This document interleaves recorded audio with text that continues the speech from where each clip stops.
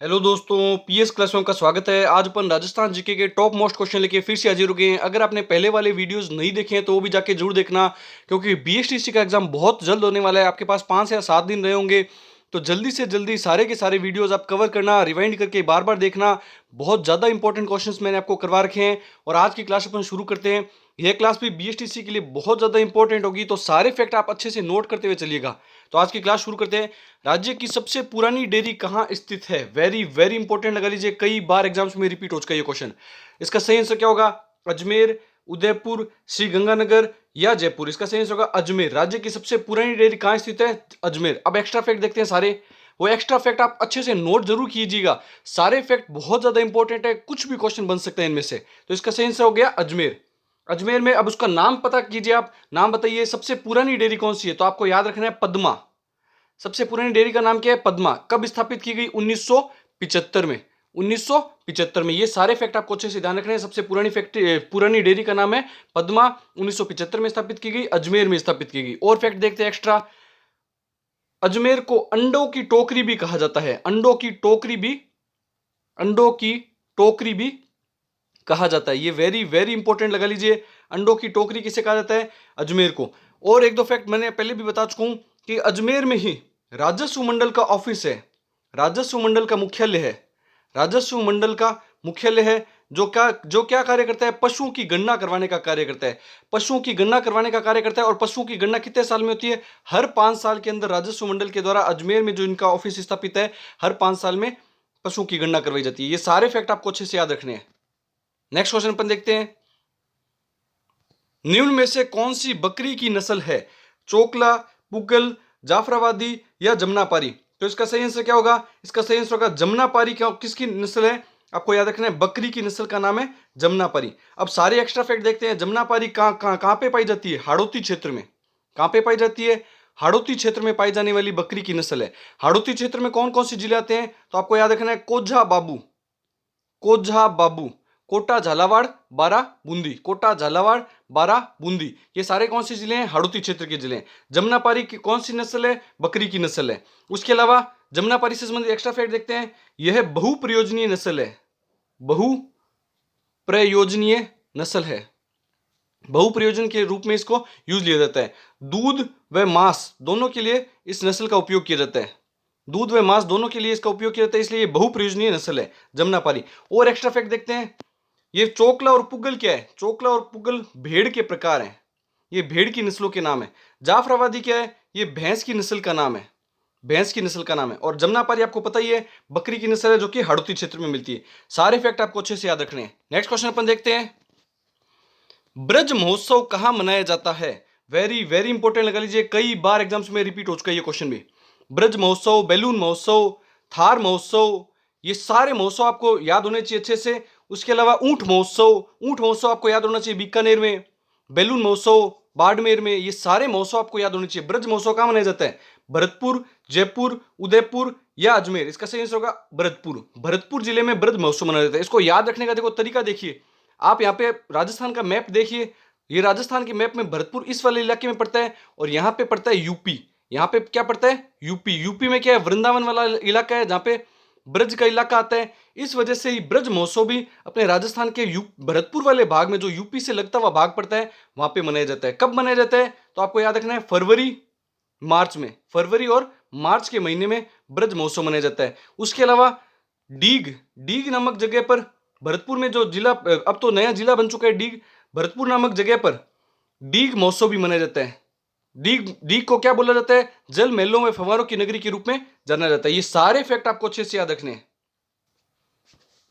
Next question अपन देखते हैं। राजस्थान का पहला हेरिटेज होटल कौन सा है? वेरी वेरी इंपॉर्टेंट लगा लीजिए, स्टार लगा लीजिए इस क्वेश्चन को। आने के बहुत ज्यादा चांसेज हैं और कई बार रिपीट हो चुका है। तो इसका सही आंसर क्या होगा? मुम्मल, ढोलामारू, गणगौर या अजीत भवन। तो इसका सही आंसर होगा अजीत भवन। राजस्थान का पहला हेरिटेज होटल कौन सा है? अजीत भवन। ये सारे फैक्ट आपको अच्छे से याद रखने हैं और सारे क्वेश्चंस आपको अच्छे से याद रखने हैं। तो अजीत भवन है कहां पे? तो आप सबसे पहले देखिएगा, जोधपुर में। अजीत भवन होटल कहां पे है? तो आपको याद रखना है, जोधपुर में। अब आपको देखना है हेरिटेज होटल किसे कहते हैं। हेरिटेज होटल किसके द्वारा शुरू किसके द्वारा किया गया? पूर्व मुख्यमंत्री, राजस्थान के पूर्व मुख्यमंत्री भैरों सिंह शेखावत के द्वारा। भैरू सिंह जी शेखावत के द्वारा इस मतलब अवधारणा को जन्म दिया गया। इस हेरिटेज होटल बनाने की जो सोच है, जिसको जन्म किसने दिया? भैरू सिंह जी शेखावत, जो पूर्व मुख्यमंत्री थे, उनके द्वारा यह सोचा गया। उसके अलावा यह होटल कैसे बनाए जाते थे? हेरिटेज होटल राजस्थान में 75 साल से पुराने जो भी भवन हैं, जो भी दुर्ग हैं, उनको, या फिर 1950 के बाद, आजादी के पश्चात 1950 के बाद में जो भी दुर्ग बनाए जा चुके हैं, फिर जो भी भवन बनाए जा चुके हैं, उन्हें हेरिटेज होटल बना दिया जाता था। और यह किसके द्वारा शुरू किया गया? भैरू सिंह जी शेखावत के द्वारा। प्रथम हेरिटेज होटल कौन सा? राजस्थान का अजीत भवन, जो कि कहां पे स्थित है? जोधपुर में। ये सारे फैक्ट आपको अच्छे से याद रखने हैं। उसके अलावा मूमल होटल कहां पे है? आपको याद रखना है जैसलमेर में। जैसलमेर में, जैसलमेर में, जैसलमेर में। उसके अलावा ढोलामारू कहां पे है? बीकानेर में। ढोलामारू होटल कहां पे है? ये सारे हेरिटेज होटल हैं। गणगौर कहां पे है? जयपुर में। गणगौर होटल कहां पे है? जयपुर में। ये सारे फैक्ट आपको अच्छे से याद होने चाहिए। नेक्स्ट क्वेश्चन अपन देखते हैं, डब्बू शाही सिक्के कहां के प्रचलित हैं? वेरी वेरी इंपॉर्टेंट लगा लीजिए। ये भी क्वेश्चन बहुत बार रिपीट हो चुका है, इसका स्टार लगा सकते हैं इस क्वेश्चन को भी। इसका सही आंसर क्या होगा? उदयपुर, पाली, जोधपुर या जैसलमेर। इसका सही आंसर होगा जोधपुर। मारवाड़ रियासत में डब्बू शाही सिक्के चले थे, जो कि तांबे के बने होते थे। किसके बने होते थे? तांबे के बने होते थे, और जोधपुर रियासत में प्रचलित थे। नेक्स्ट क्वेश्चन अपन देखते हैं, आमेर के लेख में जयपुर के राजाओं को किस नाम से संबोधित किया गया है? वेरी वेरी इंपॉर्टेंट लगा लीजिए। शिलालेखों से संबंधित क्वेश्चन जरूर देखने को मिलेंगे, तो आप सारे शिलालेख अच्छे से याद कीजिएगा।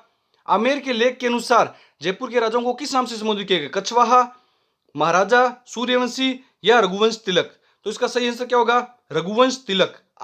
आमेर का लेख कब आया था? 1612 ईस्वी में लिखा गया था। 1612 ईस्वी में लिखा गया, जिसमें जयपुर के राजाओं को रघुवंश तिलक कहा गया था। जो आमेर के राजा थे, उन्हें रघुवंश तिलक कहा गया था। राम के वंशज की वजह से इनको रघुवंश तिलक कहा जाता था। नेक्स्ट क्वेश्चन अपन देखते हैं, और आमेर में राजा कौन से हैं? कछवाहा वंश का राज था। आमेर में राज किसका था? जयपुर और आमेर में राज किसका था? कछवाहा वंश का। उन्हें कहा क्या जाता था? रघुवंश तिलक। नेक्स्ट क्वेश्चन अपन देखते हैं, पृथ्वीराज रासो में राजपूतों के कितने वंश बताए गए हैं? वेरी वेरी इंपॉर्टेंट लगा लीजिए। यह क्वेश्चन बहुत ज्यादा बार रिपीट हो चुका है, इसे अच्छे से याद कीजिएगा। इसका सही आंसर क्या होगा? 16, 26, 36 या 38। इसका सही आंसर होगा 36 राजवंशों में बांटा गया है। पृथ्वीराज रासो में किसके द्वारा लिखा गया? चंद्र बरदाई के द्वारा। चंद्र बरदाई के द्वारा यह लिखा गया। पृथ्वीराज रासो किसके द्वारा लिखी गई? चंद्र बरदाई के द्वारा। इसके अंदर आबू में विशिष्ट, माउंट आबू नामक जगह पर विशिष्ट ऋषि ने जो यज्ञ किया था, उस यज्ञ से मुख्य चार राजपूतों की वंशजों की उत्पत्ति मानी गई थी। कौन कौन से? पापा, चाचा। इसका सूत्र याद रखना, पापा, चाचा। ये चार राजपूतों की चार वंशों की उत्पत्ति मानी गई। मुख्य चार वंश थे। उसके अलावा सूची कितनी बताई गई थी? तो 36 राजवंशों की सूची बताई गई थी। ये पापा, चाचा कौन कौन से हैं? प्रतिहार, परमार, चालुक्य और चौहान। प्रतिहार, परमार, चालुक्य और चौहान, ये चार मुख्य राजवंश थे, जिसमें से 36 राजवंशों की सूची बताई गई थी पृथ्वीराज रासो में। और किसने लिखा था? चंद्र बरदाई ने। ये सारे आपको फैक्ट अच्छे से याद होने चाहिए, और ये रिपीट हो चुका है क्वेश्चन, अच्छे से याद कीजिएगा।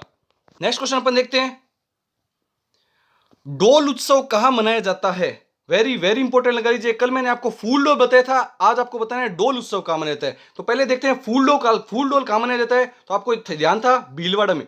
फूल डोल उत्सव कहां मनाया जाता है? भीलवाड़ा में। राम स्नेही संप्रदाय के द्वारा फूल डोल उत्सव मनाया जाता है। कब मनाया जाता है? चैत्र कृष्ण एकम, धुलंडी के समय मनाया जाता है। और अब आज बताना है आपको डोल उत्सव कहां मनाया जाता है। तो इसका सही आंसर क्या होगा? 12 में। डोल उत्सव कहां मनाया जाता है? 12 में। जल झुलसनी 11 भाद्र शुक्ल 11 को 12 में ये डोल उत्सव मनाया जाता है। नेक्स्ट क्वेश्चन अपन देखते हैं, मुस्लिम महिलाओं द्वारा पहने जाने वाला वस्त्र है बुगतरी, तिलका, पीरिया या अंगोछा। इसका सही आंसर होगा तिलका। मुस्लिम महिलाओं द्वारा पहने जाने वाला वस्त्र क्या कहलाता है? तिलका कहलाता है। अब एक्स्ट्रा फैक्ट देखते हैं मुस्लिमों से संबंधित। तो मुस्लिमों से संबंधित आपको अजमेर के अंदर दरगाह ध्यान में होगी, ख्वाजा मोइनुद्दीन चिश्ती की दरगाह, वो बहुत ज्यादा इंपॉर्टेंट है। उससे संबंधित सारे एक्स्ट्रा फैक्ट आपको देखते हुए चलना है। तो अपन उसके एक्स्ट्रा फैक्ट देखते हैं। ख्वाजा मोइनुद्दीन चिश्ती की दरगाह कहां पे स्थित है? अजमेर में। यहां पे उर्स कब बढ़ता है? 1 से 6 रजब तक उर्स बढ़ता है। 1 से 6 रजब या 1 से 9, कई कई जगह 1 से 9 भी आ सकता है, दोनों एक साथ नहीं आएंगे। 1 से 6 रजब वैसे ज्यादा वैलिड होगा, तो 1 से 6 रजब तक यहाँ पे उर्स बढ़ता है। यहाँ पे 2 कढ़ाइयां रखी हुई है अजमेर के दरगाह के अंदर। एक छोटी कढ़ाई जिसको छोटी देग बोलते हैं, छोटी देग का निर्माण किसने करवाया? जहांगीर ने। जहांगीर ने। और बड़ी देग का निर्माण किसने करवाया? बड़ी देग का निर्माण किसने करवाया? तो आपको याद रखना है, अकबर ने।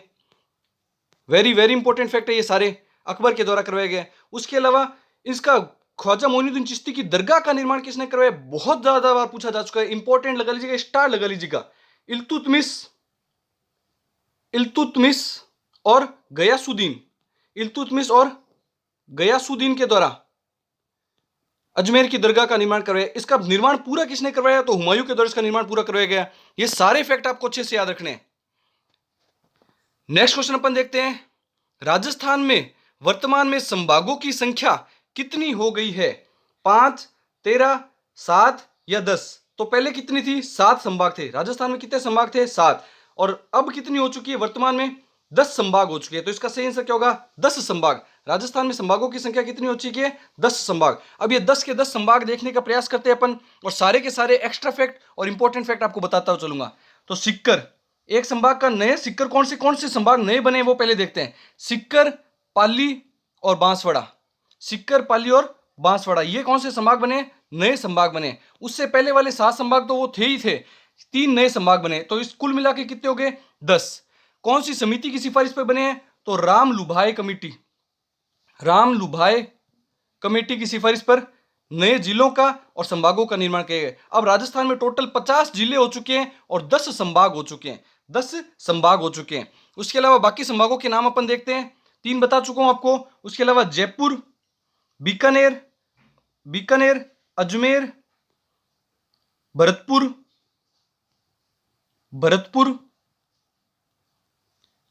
कोटा, जोधपुर और उदयपुर, ये सारे के सारे संभाग हैं। आपको सारे के सारे अच्छे से नाम याद होने चाहिए।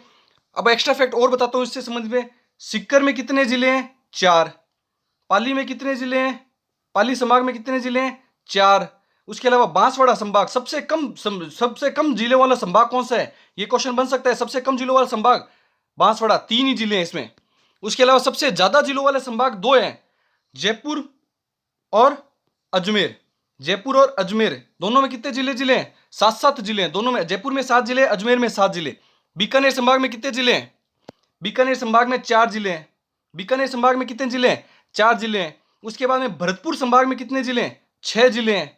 जोधपुर संभाग में कितने जिले हैं? तो जोधपुर में भी 6 जिले हैं। उदयपुर संभाग में कितने जिले हैं? तो उदयपुर संभाग में 5 जिले हैं।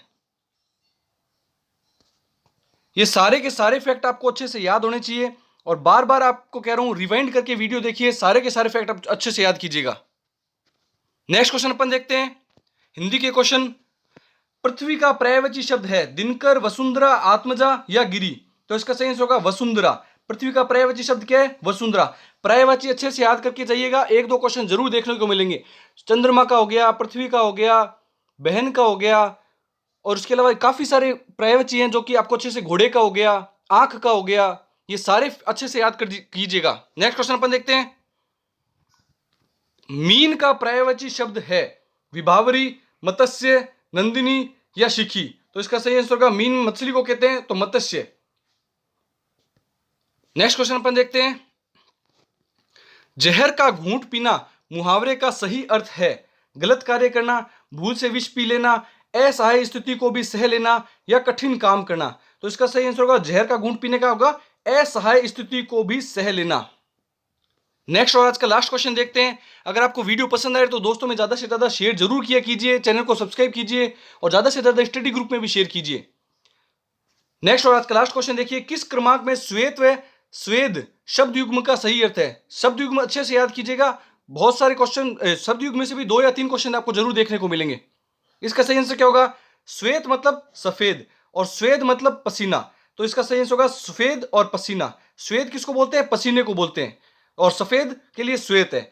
सारे के सारे फैक्ट अच्छे से याद कीजिएगा। ज्यादा से ज्यादा क्लासेस जो भी मैंने करवा रखी है बीएसटीसी की, सारी नोट करते हुए चलिएगा, देखते हुए चलिएगा, जरूर आपको फायदा होगा बीएसटीसी के पेपर के अंदर।